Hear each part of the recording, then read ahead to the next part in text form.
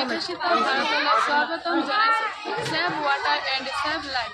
পানী আমি নহ'লে জীয়াই থাকিব নোৱাৰোঁ। পানী আমাৰ বহুতো উপকাৰ কৰে। পানী নাথাকিলে মানুহ গৰু ছাগলী জীয়াই থাকিব নোৱাৰে। পানী আমাৰ বহুত উপকাৰ কৰে। পানী এক অমূল্য সম্পদ। পানী নাথাকিলে কোনো মানুহ হয়তো জীয়াই থাকিব নোৱাৰে। পানী হ'লে খেতি বাতি ভাল হয়, আৰু যদি পানী ভালদৰে নাহে তেনেহ'লে খেতি বাতি ভাল নহয়। পানী আমাৰ বহুত উপকাৰ কৰে। পানী বিনা আমি কোনো জীয়াই থাকিব নোৱাৰে।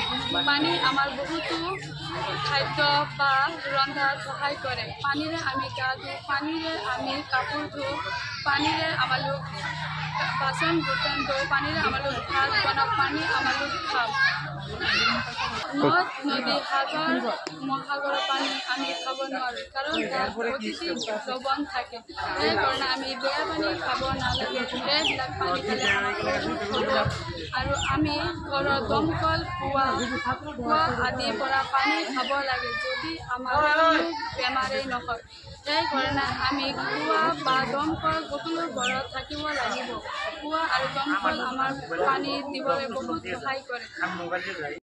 নমস্কাৰ, বিকশিত ভাৰতলৈ আপোনালোকক স্বাগতম জনাইছোঁ। পানী আমাৰ প্ৰাণ। পানী নহ'লে আমি কোনো জীৱই জীয়াই নাথাকোঁ। পানী আমি বিভিন্ন ঘৰুৱা কামত ব্যৱহাৰ কৰোঁ, যেনিবা কাপোৰ ধোৱা, খোৱা, বাচন পাতি ধোৱা, তাৰপিছত ঘৰ মোচা, ৰন্ধা বঢ়া, খেতি বাতি দিয়া।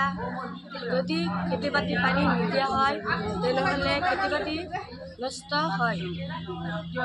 আমি অপচয় ব্যৱহাৰ কৰিব নালাগে। যিমান হ'ব পানী কমকৈ ব্যৱহাৰ কৰিব লাগে। পানী আমাৰ যিখিনি প্ৰয়োজন সেইখিনি ব্যৱহাৰ কৰিব লাগে, আৰু বহুত নানান কামত পানী বেছিকৈ ব্যৱহাৰ কৰিব নালাগে।